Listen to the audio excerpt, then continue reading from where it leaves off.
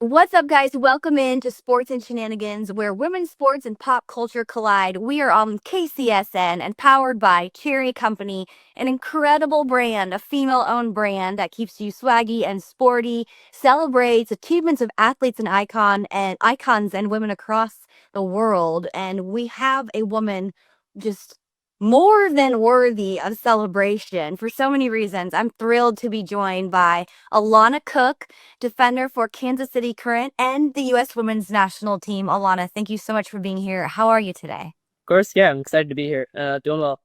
Good. Good. Well, we're thrilled. I feel like we're catching you at a cool time, so thank you. We get to talk a little KC Current. We get to talk a lot of women's national team. And I can't wait to hear your take on everything. So let's get you your flowers before we get rolling here. As far as with Kansas City, came midway through the season last year, made an immediate impact. Played in all 12 games, started all 12 matches, of course, both playoff matches as well. Again, made a huge impact immediately on a back line. I think you guys let in like one own goal for a stretch there, unfortunately. Yeah. It happens. And then in 25, obviously, have played every minute of the two victories for Kansas City so far. Well, we'll get into the stats with the national team, but first and foremost, it has been really cool to have you in Kansas City. I feel like the impact you made has been immediate, necessary, and just evident. So, how are things going for you in the teal and red for Kansas City now that you really got a full preseason under your belt with the team? Very different from last year. Yeah, I mean it's been a dream, honestly. I think when I came here, it was in a moment where I kind of was looking to not restart, but kind of looking for a change, looking for a spark to kind of push my career along. And I think, you kind of saying that I made an impact coming in, but I think it was so helpful to just be so wholly embraced by the Kansas City sports community, but also by the team, by the club. Uh, I think it made this transition so much easier. And I think getting to play in front of these fans, the crowd, the city we have here, it's something that we're also grateful for. And I think for me, it's such a big motivator to get to be a part of this and kind of get to push this excellence along. So yeah, I mean, it's just been an incredible time here. And I bought a house, signed a long-term contract. So I think within the first couple of weeks of being here, I knew this was where I wanted to be. This is where I need to be, to reach the heights that I want. Yeah, let's go. She's here to stay, Casey. I love it. I love it. Kind of on that note, obviously when you came mid-season last year, the team kind of set themselves up to be successful in the playoff stretch, but you all were chasing points that were dropped all season. A lot of that was due to ties, to draws, to goals that were let in. How do you feel the team is setting themselves up? I know it's only 2 matches in, but how do you feel the vibe may be a little bit different? And are you going to be able to control your own destiny a little bit more this year? Yeah, I think like you said, I got here mid-season, so it was a little bit of figuring out where we were and just trying to help the team. From the first half of the season, transition that into a really successful second half. And it's hard when you get to mid-season. You're looking back thinking, oh, like a few points here and a few points there would have been great. So I think we learned from that. I think in this league, that any drop points can have an impact once you get to the seeding for playoffs. So I think coming out of the last game against Spirit, for us, it wasn't necessarily like the cleanest, prettiest win, but I think it showed the steps we've taken in terms of sometimes like you have to win ugly, and that's about you know getting to those tackles, getting having an edge when you need to. And I think being able to go on the road to a home opener, a rowdy crowd, and being able to get 3 points, not just one. I think for us it's important. I think we are going to learn from that. And I think we're going to try and embrace that as we move forward. It's not just a one-off. We want to bring that energy to our home games, to our away games all season. Yeah. Well, obviously, you get another chance to get at it Saturday, which is so great. But I do want to jump in and first of all, congratulate you. Got the call up for 2025 April camp with the United States Women's National Team. That has to feel so good. Before we get into that, I want to hear your take on you had a personal year in 2023. You just talked about it a little bit with Seattle before coming to Kansas City into 2024, excuse me.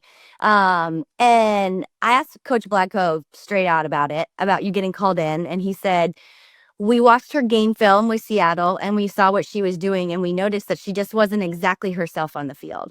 We knew she knew what to do. She just wasn't exactly herself.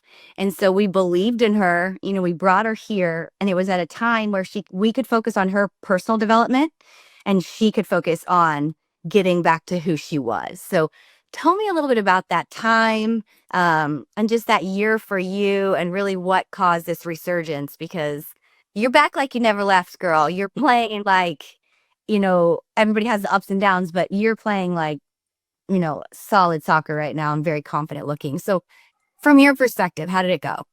Yeah, for sure. I mean, I think it's no secret there definitely was a bit of an ebb and flow there with my career. I think injuries, just kind of environment, all play a part. And sometimes you've gotten all you can get from one environment. It's time to step out of your comfort zone and find a challenge elsewhere. And I think coming off of the World Cup, coming off of working with Flacco, I knew his attention to detail, his ability to dissect and analyze, the way a team plays, the way an individual plays. Uh, that was something that I needed. I needed to kind of get back to that attention to detail to kind of get back into who I was and to step back into the role that I wanted to play. I think I always want to be, a leader on a team, to be the reliable player. The center backs, right? Like if you do your job well, you shouldn't be that noticeable. And I wanted to get back to being that player where, all the little things were done right. And this is just an environment where all of those little things that you see us do on the field, the things that go unnoticed, Vlaco has got a binder full of things that we can work on to make sure that we're getting those right. To make sure that the little things that if you get wrong, you get noticed, we get them right. So we're flying under the radar a little bit. But no, I mean, I think it's just been truly like it's not an exaggeration to say I think it's been career changing coming here. From the moment I got here, the facility we have, the support we have, the resources, the investment. It's so easy to show up every day and focus on just being the absolute best that you can. And it's what the environment demands of you. So I think right now, like I just am a product of this environment that I'm in. And that has been, it's been a really good journey and I'm fortunate, I think, to get to benefit from it every day. Yeah. You're so humble in how you put all that. But to kind of get this out here, so you have 29 caps for the United States national team. You also have a goal, which I love a defender could score. So amazing. So you had some really good experiences. But this call up, what does this call up mean for you? Being that you just talked a little bit about you had picked up a tough knee injury during World Cup, then came back, missed a few camps. Did you ever write it off? And what was it like to get that call up for this April 2025 camp? Yeah, I mean, it's definitely it's a cycle, right? You don't get called into a camp. You're like, okay, I'll just work hard for the next one. Next one comes, it's you go through that that up and down of like a roster drops, you're not on it, like it's a little devastating, like work your way back up, So it's easy to get stuck in that cycle, and I think to let that detract from what we're doing here every day. But I think again, the club environment we have here, it demands so much of us that it became a lot easier for me to keep my focus here, to do all the little things here that I needed to do to help the team. And at the end of the day, that was kind of my motivation was if I do all of those little things, if I'm the best that I can be for the team here, at that point, like I've done all that I can control. And if I get called back in, amazing. That's where I want to be. But if I don't, I'm doing everything I can and I'm still going to end up being the best player that I can be and helping the team as much as possible. So it took a little bit of time and a little bit of working on that wisdom to get there, but no, it is a really exciting feeling getting to be back in. And I think getting the call in a little bit of a different place in my career. I think coming more from having experience in the league, having had those 29 caps, I think I get to walk back into it in a bit of a different light. I'm not a newbie anymore. I think it'll be exciting to kind of step in and maybe have an opportunity to be more of a leader to kind of have that role. Yeah, that's where one of my questions was you kind of transcend generations, I think, because specifically your 29 caps, you were young, you were on the younger side, but the way you hold yourself, you play center back position, you are such a natural leader that you feel like a veteran, but I know you have the respect for the veteran generation. So how do you want to come back? What is your goal? How do you want to come back? What type of leader do you want to be? Yeah, I think one of the really cool things that I've learned from being in that national team environment was no matter where someone was in their career, there was always the ability to learn from someone else. I think, someone like Becky Sauerbrunn, who I got to play with for the few years with the national team, I think obviously it had a lot more experience than I did, had, been the captain for a while already, but was the first person to kind of either ask for help from somebody or to bounce ideas. She was never a leader who dominated the conversation. She was someone who was always crowdsourcing, always looking to find the best answer and not just push forward her own. And so I think that's kind of something that I've always tried to emulate is I always want to be open to learning. I can come in and lead and pass on the experience and the wisdoms that have been given to me. Um, while also, just because someone's younger, they've been in situations that I haven't, maybe they know something that I don't. So I think just kind of trying to promote that exchange of information, that exchange of pushing one another. I think we all get better from that. Yeah. All right, you brought Becky, one of my favorite center backs, of course. We are going to take a second, step aside, let our sponsors chime in. But when we come back on the other side, we're going to talk a little bit about how you've had more than one call up, and you are a very interesting player for this reason. So when we get into it, we'll learn a little bit about that England call up as well. But for now, let's step aside for a word from our sponsors. Looking for tickets for your next event? Tickets for Less is your #1 source. Save big on every purchase when you use promo code KCSN at ticketsforless.com. Success in real estate takes more than vision. It takes the right financial partner. When someone takes something rundown and turns it into something great, that's called a comeback story, like Brain Group. They take distressed properties here in KC, completely rework them, and then turn them into valuable real estate. But that kind of work needs the right bank behind it. Enter Emprise Bank. They're not about cookie-cutter loans. They saw Brain Group's vision, backed them, and now they're making big moves in Kansas City real estate. Talk about your partner in possible. Emprise doesn't do one-size-fits-all financing. They invest in potential and back growth. Visit emprisebank.com/KC to learn more. Emprise Bank. Member FDIC. Equal housing lender. Sports and Shenanigans continues. We are pleased to be joined by Alana Cook, defender for Kansas City Current and defender for the U.S. Women's National Team. And we just heard a little bit about Alana getting the call, getting back on the team, which I just have to pause and just come at this again because it is very difficult to make this roster. It is very difficult to get called into the United States Women's National Team camps. You've done it, 29 caps, then had time away and coming back. I just feel as if what you're doing is incredibly admirable, incredibly difficult, and you're very deserving of it. But before, but before the U.S. side, you have to talk us through. I did my research, Alana, but I think it's so incredibly interesting that you actually have been called into an England camp. So talk to us a little bit about that call up and why it was important for you to explore that option. Yeah, I think at that point I had gone over to Paris to play for PSG. So I think it was just a little bit more kind of in the European sphere. And England reached out and, expressed a little bit of interest. My dad is English, so, I have dual citizenship and I mulled over the decision for a while. I'd come up through the U.S. youth system. That has just always been my plan, and I had never really given it thought. But I kind of felt for the sake of my career, it was something that I wanted to explore and kind of had to explore. I'm obviously extremely proud to have that heritage and the idea of playing for, the country that my dad is from. I think it resonated with me, and it was something that, I would have regretted not looking into. I think it was just, yeah, it was something that was too good an opportunity to pass up, and something that I felt, if I go and I love it and this feels like home, then that's what I'll do. And so you actually went through a camp, right? Yep. Yeah. And then what was it that brought you back to the United States team? Yeah, I know. I talked to my family a lot about it. You're asking your parents and kind of like, hey, what do you think? My mom was like, I am not making this decision for you. It's like, fine, fair, smart. But no, I think the more I thought about it, you play so many different games, so many different friendlies with the national team. I think I had the feeling that no matter the game, no matter the size of the matchup, whether it was a scrimmage against the boys team or a World Cup final, I just knew for me, I'd always be proud to represent the U.S. Women's National Team.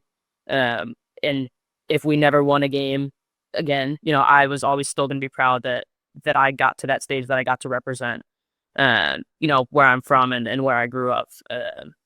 And I think that for me was when it really hit home, that no matter what we went through, I would always be proud to have that opportunity. Very cool. Well, looking at the squad that you are joining for the April camp, obviously, there are some players that you have a lot of minutes with, some players you don't have any minutes with, I believe. Who are you excited to see? Who are you excited to get back into camp with? It's the easiest question of the day. My best friend, Tierna. We, honestly, we kind of rely on these to get to have our friendship in person. So she's been holding up her end now. It's my time to try and get back into the camp so we can hang out. Yeah, it's like your scheduled girls trip. Yeah, 100%. I love that. Obviously a fellow center back. This crew again has a lot of youth. I think the average age is like 24 years old. You've got Claire Hutton on there, Lily Johannes, 2 teenagers. Obviously, you're familiar with playing with Claire Hutton.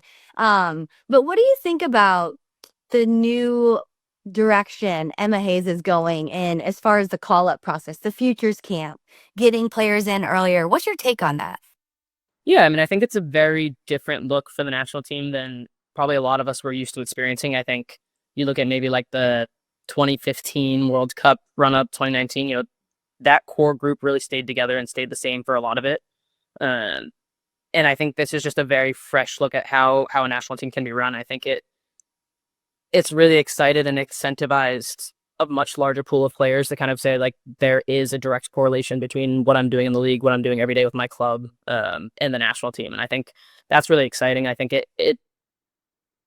it goes along with the growth of the league as well. How important it is to believe in what you're doing with your club, to support your club, and to want to really be a part of your club. I think probably 5-10 years ago, that wasn't necessarily the case. You were a national team player and that was kind of it. And that just kind of was the landscape. So I think it's really exciting. I think, it gives the opportunity to everyone, and it shows that they're watching everyone. And that, only serves to benefit the league and the national team. I heard from Vlatko today, and he mentioned that he is very passionate about developing players in club for their international career as well. And to your point there, do you think that's something that players are looking for in club, who they decide to play for and with, and what type of program is that a big factor for them? Yeah, it should be. I think, it's where we spend the most time. Camps are 1-2 weeks every few months or every couple months. When you get to camp, you're not necessarily doing your learning and growing there. It's more about execution and fine tuning, whatever tactical details you need for that match. But club is where your growth is. That's your training ground for, the national team stuff. So I think it's of the utmost importance to be somewhere where you're going to get better, where you're getting experience, you're getting coaching, you're getting some of that individualized attention. And I think I mentioned a little bit earlier, but that was when I was looking at where I wanted to go in that trade window. It was kind of like, where am I going to find those things? And Kansas City was the obvious answer. Yeah. A question about one of your teammates. Well, essentially Michelle Cooper, her growth, her development. But I want to hear your take on the face of this team. And I myself, a female in the United States who used to be an athlete, look at the U.S. Women's National Team as truly just amazing role models for anyone in our country. But the face of this team, the triple espresso, we can't not talk about that, right? Yep. And so happy that life happenings are happening for Sophia Wilson specifically. But Michelle Cooper is another player who's like raring to go. I just want to know, as far as being a Black woman on this team, you've seen the evolution and just the diversity just continue to grow. What is your take on that? And is that important to you? Yeah, I think we all acknowledge, right? We play such a bigger role than just going out and kicking the ball. That is a pressure that we carry, but it's also such a privilege to be able to be an example, to be a role model. Like you said, it's been such an evolution. I think women's soccer for a long time has been a wealthy, pretty homogenous sport, and I think we're now seeing the growth of the game and its ability to kind of touch every community. And I think part of that is like there's been such an increase in efforts to bring soccer to different communities, bring soccer to communities that haven't had it before. I think when you look at cities, right, like where do you put a soccer field? There's not always 100 or 120 yards by 80 yards for you to put in a nice grass field. But I do think like efforts at grassroots levels have been changing. And I do think there's been more of an investment and more of an effort to really recruit and scout on such a larger scale. We're not just looking at the same few clubs, the same few areas. I think there's a recognition that players are coming from everywhere and there's talent in those hidden pockets. So that's been really exciting. I think what I felt was really cool is I think from my time when I first started with the national team to now, I think when you go to the games, I think the crowds have gotten more diverse. I think people are starting to see themselves. There was one family I always remember. They went to a game and kind of like the mom called me over and was like, "Oh, like my daughters look just like you. Like, can you sign their sign?" And for me, that's like that really hit home. Like you like they see themselves in me and I see myself in her. Like when I was her age, and it is special. I think it's when the going gets tough and you get stuck in kind of the technicalities of sport. I think there's always that to lean back on is we're doing something so much bigger and we have such an opportunity. Uh, it's another motivator to be your best, right? Like I want to be all that I can be so that someone else who looks like me knows that they can be as well. Yeah. Yeah. I think you are. And I think it's like Michelle Cooper, I bring her up because Yeah. she is so young. I feel like she's falling in and reaping the benefits there. Amazing. I appreciate your perspective. I'm sorry. Yeah. Oh, is that Bo? It sure is. Probably barking at a neighbor. It just wants to chime in. I love it. We see you, Bo. I'll let you go here soon, but just real quick, I'd love to get your take on obviously the matches that you do have coming up in April. You'll be pitted against your now new KC Current teammate, of course, Lorena for Brazil. Quickly, how's your relationship growing with Lorena? She blows me away with getting over, not letting a language barrier get in her way at all. How's that going for you guys? Yeah, she's been incredible for us. Obviously, we had a big kind of changeover in goalkeeper land. So I think there was a little uncertainty coming in, what that was going to look like. And credit to all of them. They've been great. I think Lorena has really shined. I think she's impressed all of us with basically her effort to be able to be a part of the group. I think, I know from experience going into a team where you don't speak the language, it's hard. It's isolating. You feel like you can't communicate, you can't express yourself. And she has just been, she's not afraid to try. She said it herself. I think she said to one of our teammates, like, I have to learn English because I love to talk. Like I cannot let this hold me back. So she's doing everything on her end. She's taking lessons. She really ingrained herself in our group, in our in the atmosphere, in the environment that we have, and she's doing everything she can to make sure that she gets to be a contributing part, and that we get to hear her talk. But no, and on the field too, there's only so many soccer words we need, so we've kind of met in the middle of. I know probably a few Portuguese words now. She knows some English words. So no, she's been really great for us, and I think she's going to be another piece that's just going to keep pushing our team to the next level. So I am excited to get to see her on the national team stage. I think we've seen her in the Olympics and before with Brazil. She's obviously been incredible for them. Yeah, so fun to hear that she's learning some English and you're learning some Portuguese. I couldn't Ellie Wheeler the other day and she's like, I got nothing. Yeah, mine's real basic, but we're making some moves. The last time that U.S. played Brazil was the gold medal match. U.S. came away with the gold medal. Brazil took silver, but do you think they're coming for revenge? I know it's a friendly, but I mean, how could you not, right? I think the word friendly, it just probably needs to be put away. I think any of these big matchups with top teams, it's always going to be a bit of a grudge match. I think there's always going to be history from a major tournament. And I think with it being so fresh from the Olympic final, of course, I think it's going to be, a redemption or revenge story for them. And I think for us, it's going to be, the ability to kind of stamp our flame on that, like, no, that to verify the win, to say like that. We were that team, we are that team, to keep that momentum moving forward. And I think with Emma too, with all the rosters that she's bringing in, giving so many different people looks and goes, I think it's everyone's opportunity, right, to kind of shine and to show what they can do and to show they belong at that level. So, I don't think anyone takes any of these games for granted. And I think especially with the history here, I think it'll be a really exciting game. Yeah, for sure. Well, maybe history will repeat itself because you scored a goal and I believe it was on your birthday. It was. Now, the games are close to your birthday, but none of them are on your birthday, right? They are not, no. Maybe a little early birthday present. I mean, there you go. Just start the party early, right? We'd love to see another defender goal from Alana Cook. Well, obviously, just sending all the good vibes again. What you're doing and how you're able to resurge your career, stay focused mentally, get back on the pitch, and do what needs to be done has just been really admirable. And so, just congratulations, sending you the best wishes, obviously. Also, Saturday night, of course, with Casey Current. Thank goodness you get that game in before you take off. Yeah, absolutely. I don't think people would be okay without you. But yeah, definitely appreciate your time, Alana. Thank you so much. Of course, thank you.